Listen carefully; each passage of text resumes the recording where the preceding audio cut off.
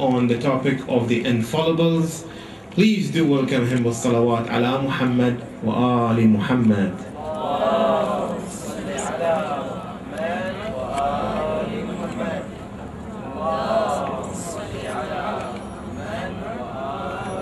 In the name of Allah, in the name of Allah, the most compassionate, the most merciful, all praise due to Allah. May peace and blessing on our Prophet Muhammad and his progeny. Allahumma salli.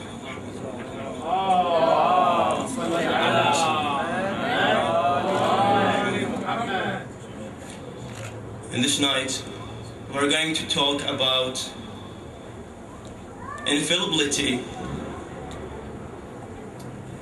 Actually, since God created the first human on this earth, He did not leave on the earth a caliph. He created Adam and He said, this is a caliph. More than that, He said, this is a prophet. So, God did not leave the earth without prophecy from the beginning of the creation. And that means that prophecy is a very important covenant.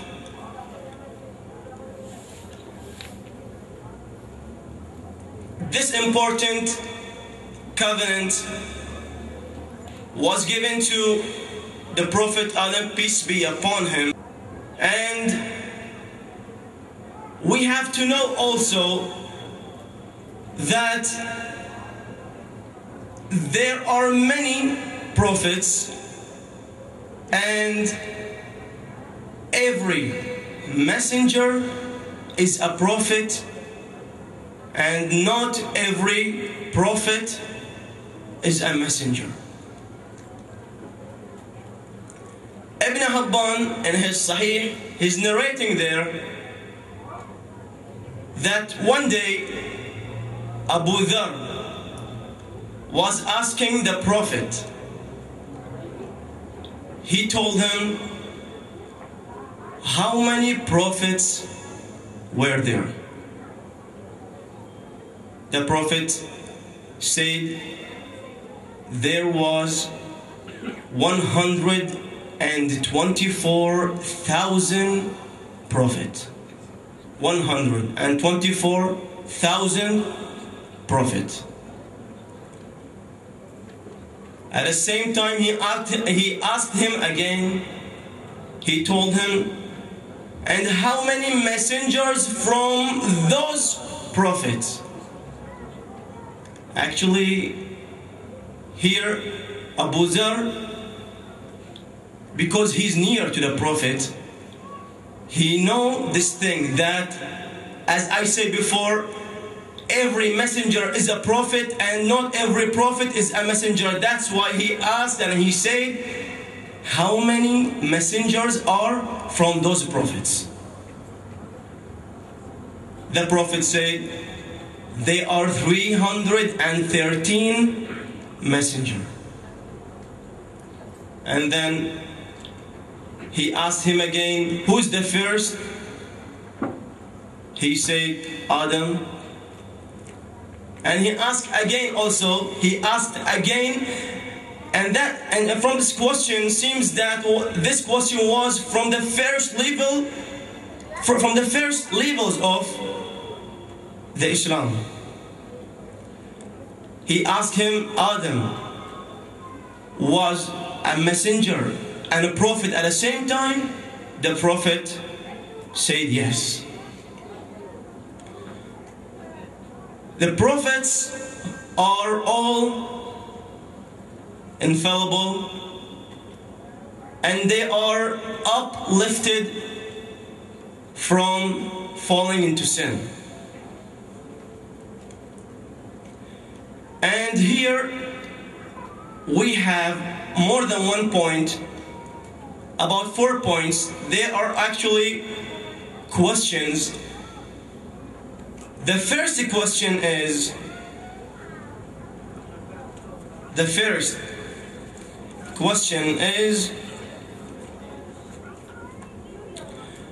what is the infallibility means? This is the first question. And the second question is, can we prove infallibility by our minds mentally? This is the second question. And the third question, can we prove also infallibility by Quran? And the fourth one, if we prove these three questions and we say that the prophets are infallible, can we also prove for the progeny of our prophet, peace be upon him, that they are also infallible or not? Here we have 4 questions tonight, and we have to answer them, and at the same time presenting our proofs, our evidences. The infallibility is a sole ability. This ability will prevent you to fall in some deeds, from that deeds falling into sin. It's an ability. This ability will prevent you. Soul ability. The human have soul, and this soul, at the same time, Allah gave this soul an ability. This ability will prevent this human to not to fall into sin. I'm going to give you an example. Now, when we go outside and we'll take a drink, which called, I have to just say this is an example, whiskey. If you give this whiskey to that man, what he will say? I don't want to drink it. He can drink it or not? Of course he can drink it. But he will not. Why? Because his soul, with that ability preventing him to fall into that sin. But he can't do that. This is when we say infallibility, we mean this meaning. We don't mean that God took some people to a corner and he just let them, he created them like that, and they don't have the ability to fall into sin. They have the ability to fall into sin. But they don't do that. Like the example which I just now said. And if we want to go to the second question, if we want to prove it mentally, actually, as you know, all the prophets, I mean the messengers, of course,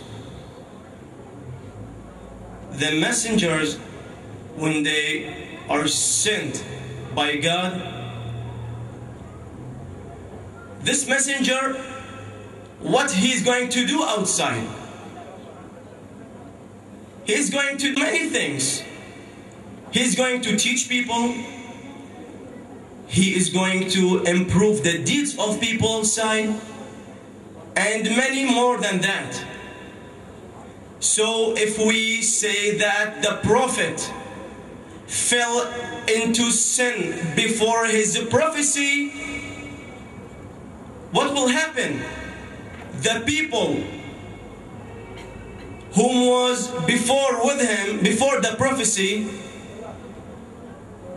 they will say, that man, astaghfirullah, is lying. Why? Because they saw before that man is lying. He was lying before.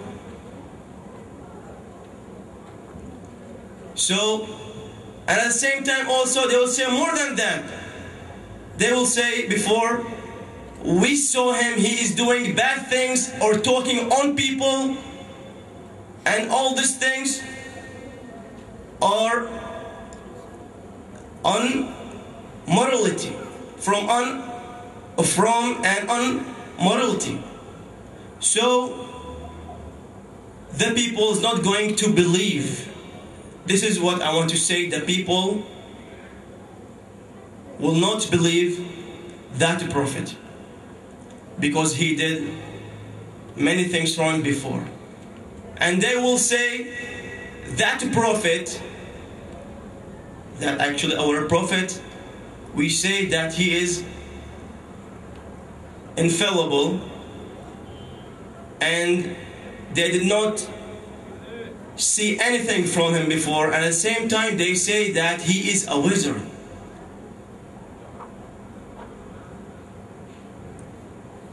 So if they saw all that things from him, what they will say? They will say this thing and this thing gonna be more strongly on him. And at the same time also the prophet, we prove for him that the prophet is not falling into sin after the prophecy. And about forgetting and about also absent mind and forgetting, the proof, the evidences are the same. The prophet, when we will say that he is forgetting, when he got the revelation from Jibreel, he was learning from God by Jibreel, by this revelation. If we say that the prophet forgetting, how you know people that the Quran today is all correct? Can you tell me that the prophet did not forget one word from the verses? If he is a normal human, if he doesn't forget, can you tell me today our Quran is all correct or not? If you say the prophet doesn't forget, I will tell you yes, our Quran is all correct and he's not a normal human. And at the same time also about absent mind, the same proof. He may be in a minding and at the same time from falling into sin. This is the proof, the mentally proof about infallibility.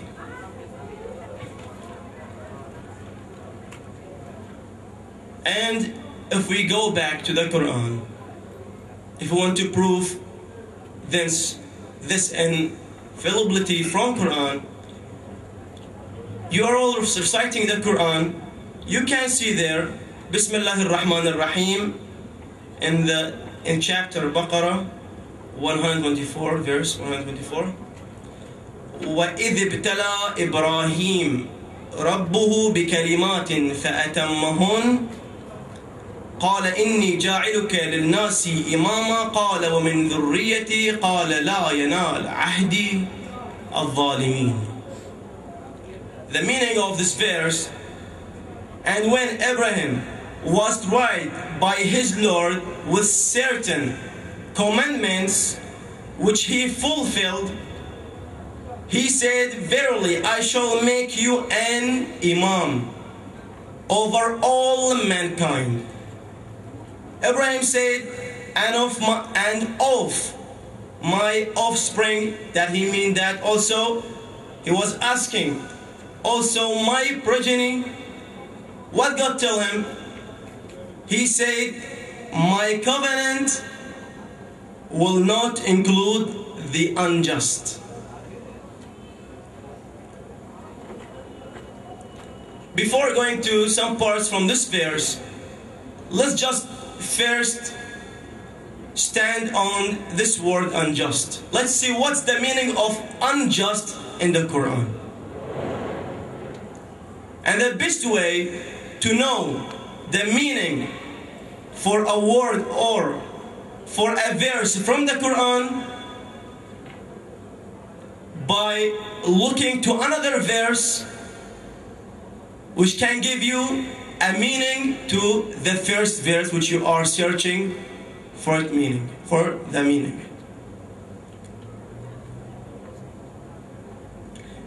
In the chapter Al-Talaq, there is a verse, Bismillah ar-Rahman ar-Rahim, وَمَنْ يَتَعَدَّى حُدُودَ اللَّهِ فَقَدْ ظَلَمَ نَفْسَهُ. The verse saying, whosoever exceeds the limits of God, he injustice against his soul. He injustice against his own soul. This is the first verse. There is also another verse talking about unjust. Bismillah ar-Rahman ar-Rahim. هؤلاء الذين كذبوا على ربهم ألا لعنة الله على الظالمين. There are those who lied against their Lord. Now verily the curse of God on the unjust. So here we can understand from these two verses that the word unjust is to the people who will fall into sin. The people who exceeds the limit of God. When God's telling them don't do that, they are doing it. This is what we call exceeding the limit of God. And now if we go back to the first verse, I'm going to recite it again. And when Abraham was tried by his Lord with certain commandments which he fulfilled, he said, verily I shall make you an imam over all mankind. Abraham said, and of my offspring, he means also my progeny. But God, he answered him, he said, my covenant will not include the unjust. Here, Al-Razi, when he reached to this verse, he said, covenant means prophecy. Covenant means, we call it imamah, leading, imamah. He's saying that prophecy and imamah, if the person fell into a sin, he cannot be included inside this category, which call here imamah, we call it covenant. He's saying prophecy, imamah, anyone who fell into a sin by this verse, he cannot be included in this verse. That's why Allah answered the Prophet Abraham. He told him, my covenant will not include unjust.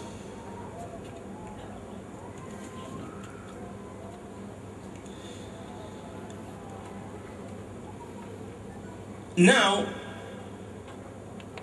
the third question, we answer it by this verse, that the Prophet must be infallible by this verse, because this verse said that if the person fell into a sin, he is not going to get that covenant, that prophecy, that imamah, and that's mean infallibility. This is what we want to prove, that the Prophet is infallible by this verse. But the fourth point, if we prove that our prophets are all infallible, how we can prove that Ahlul Bayt are infallible? We have to prove also this thing. These days we are saying that Ahlul Bayt, our Imams, they are infallible. How we can prove that? We are going to look to two verses and two very famous narrations. Two very famous narrations. The first verse, Bismillahir Rahmanir Rahim, Ya ayyuhalladhina amanu ati'u Allah wa ati'u Rasul wa ulil amri minkum.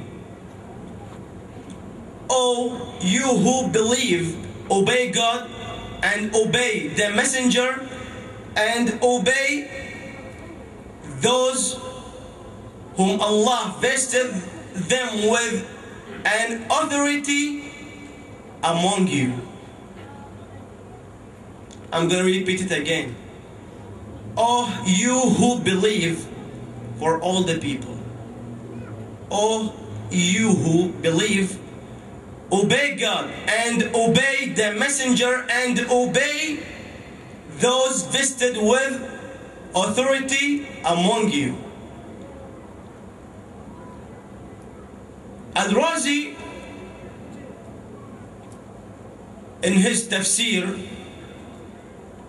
when he reached to this verse, he said that Allah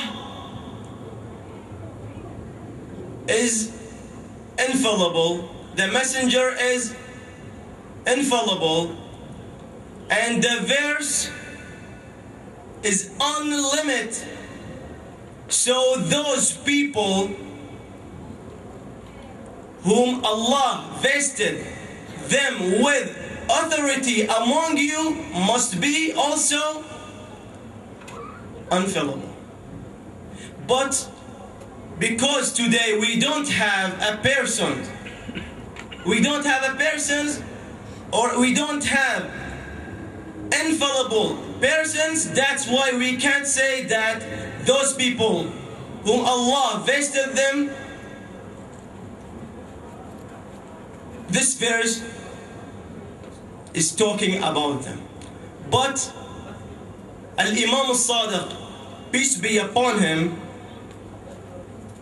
when he reached to this verse, he say in the Kafi and in the Ayashi, when he reached this verse, he say, Allah meant us in this verse. Allah meant us in this verse, and all of the people must obey us until Judgment Day. Imam Sadiq said that. The second verse is a famous verse, I think. بسم الله الرحمن الرحيم إنما يريد الله ليذهب عنكم الرجس ويطهركم تطهيرا.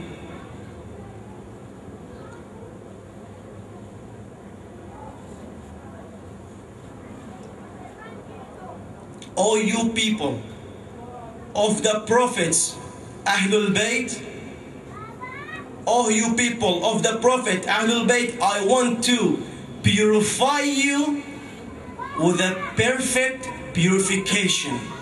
See how there's confirming. At first he said purify you, and then he said again with a perfect purification.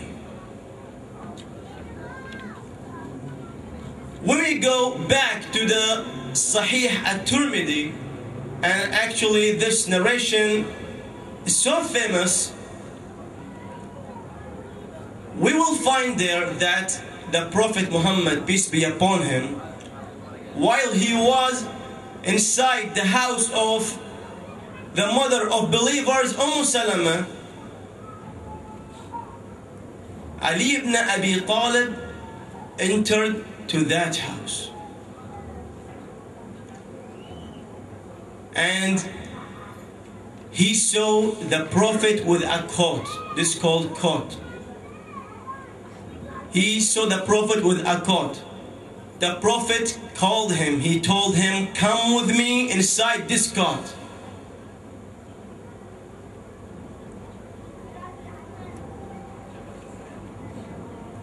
So,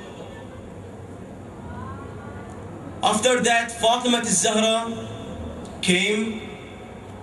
She entered the house, and the Prophet also called her, and she went also inside that cot. And Hassan and Hussein, the same thing. And then Jibreel comes down, and he told the Prophet this verse. And when the Prophet said this verse, when he said, oh you people of the Prophet Ahlul Bayt, I want to purify you with a perfect purification, Salama heard that, and she said, I want to come inside with you. He told her, no, those only my Ahlul Bayt, those 5. And purifying from everything bad, from everything worse, from everything dirt. This is what we call it, purify. That God purified those people. And from this verse also we can prove that Ahlul Bayt, they are infallible.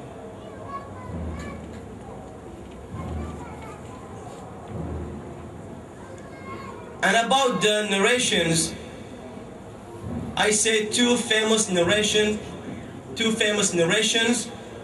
The first narration is inside Sahih at-Tirmidhi. We call it Hadith al-Thaqalain. The Prophet said, I'm keeping 2 sources for you. If you walk on those 2 paths, you are not going to get lost. Al-Quran and my progeny Ahlul Bayt. Just before a while I said and I proved who are those persons which we call them Ahlul Bayt. And the Prophet here, he is making them equal to the Quran. And if the Quran is infallible, those also must be infallible. The second narration, we call it the ship narration. We call it like that. This narration actually, the Prophet said,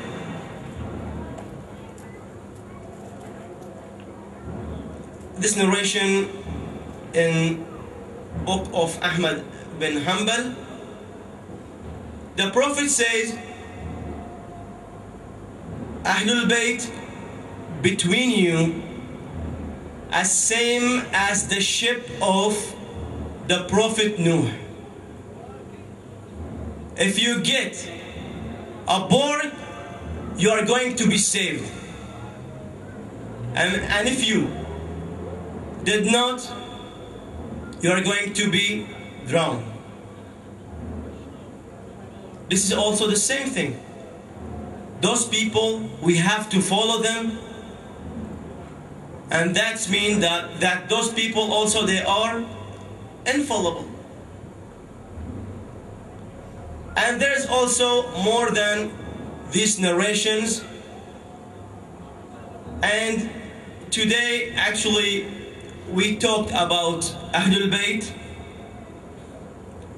And we don't want to forget the companions of Ahlul Bayt. The companions of Ahlul Bayt. There is a man called Habib ibn Mudahar al-Asadi. This man, he was a companion of the Prophet Muhammad, peace be upon him. He was also a companion of Imam Ali.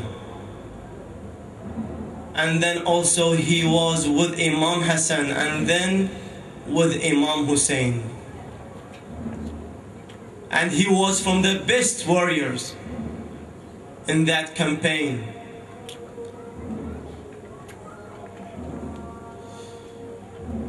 Habib ibn Mudahir, he was an Islamic scientist. Imam Ali ibn Abi Talib, here are gonna be graves for some people. Those people going to enter the paradise without held into account. And if we return back to the campaign, Habib was there fighting like the heroes, fighting, and he killed many of them. But suddenly a criminal called Budail bin Surayn, he hit him with the sword on his head, and then another man stabbed him with a spear. He fell down, he saw Imam Hussein, and he wanted to stand again. He wanted to defend Imam Hussein by himself. But another man also come for him. His name Hussein bin Namir. He hit him again on his head, and he went beside him and he get his neck from his body, slayed him. We condolence Ahlul Bayt, especially our Imam al-Mahdi. No, it's not strange today if Imam al-Mahdi walking here and there between you. Imam al-Mahdi in this day, he is shedding tears on Imam Hussein. Why not? And he is saying in that supplication, I'm going to shed tears. Instead of these tears, I'm going to shed blood. In these days, we are remembering Imam Hussein, and we can today remember Imam Hussein and remember also Ahlul Bayt. And until here, we can say our mighty God, to the compassionate, to the most compassionate, to the most beneficent, all thanks and all praise, and thank you, all of you, for your listening.